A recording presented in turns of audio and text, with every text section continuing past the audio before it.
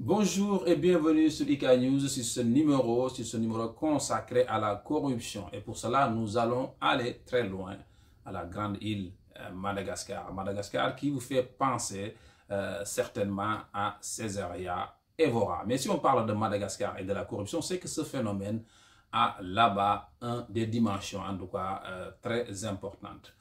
Comme vous le savez maintenant, le politique, en tout cas les politiciens ont pris à bras le problème.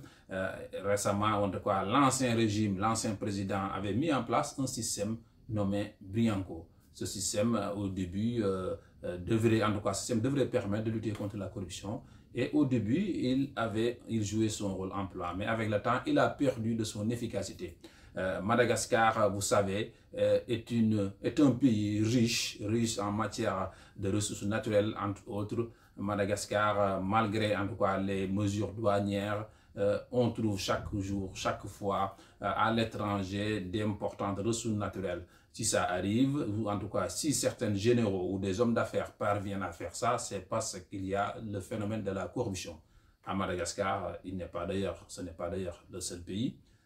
Le citoyen paye pour obtenir un extrait de naissance, un casier judiciaire, un passeport. Partout, la corruption fonctionne et la corruption est donc dans tous les secteurs de l'économie, aux grandes dames, bien sûr, du développement. Parce que, comme vous le savez, c'est un frein au développement et malheureusement, Madagascar n'est pas le seul pays, en tout cas, qui connaît la corruption.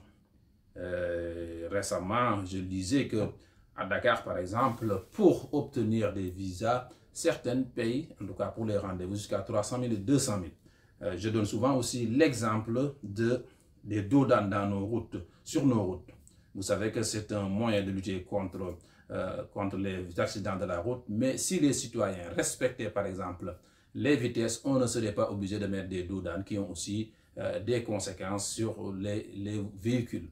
Entre autres. Donc Madagascar, comme vous le savez aussi, récemment, l'actualité, le 10 août, l'actuelle directrice de cabinet du président André Razouane est arrêtée à Londres pour des faits de corruption présumés. Donc c'est un fléau vraiment qui prend des proportions très importantes. Espérons juste que demain, dans un futur proche, les autorités politiques auront mis en place des politiques efficaces pour lutter contre ce fléau qui est vraiment un véritable drame, ou en tout cas un véritable obstacle dans ce pays. Et d'ailleurs, comme je l'ai dit, ce n'est pas du tout le seul pays où la corruption entraîne beaucoup de dommages au niveau de l'économie, mais aussi au niveau du bien-être des populations. Donc voilà, c'était un petit tour d'horizon, un petit voyage jusqu'à Madagascar pour parler de ce fléau qui malheureusement, dans beaucoup de pays aussi à travers le monde,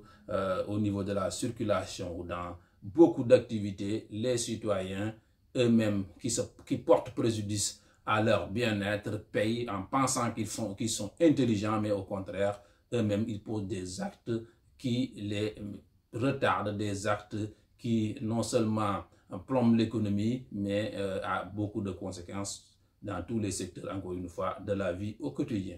Merci, ce numéro était donc consacré à la corruption. À bientôt sur IK News.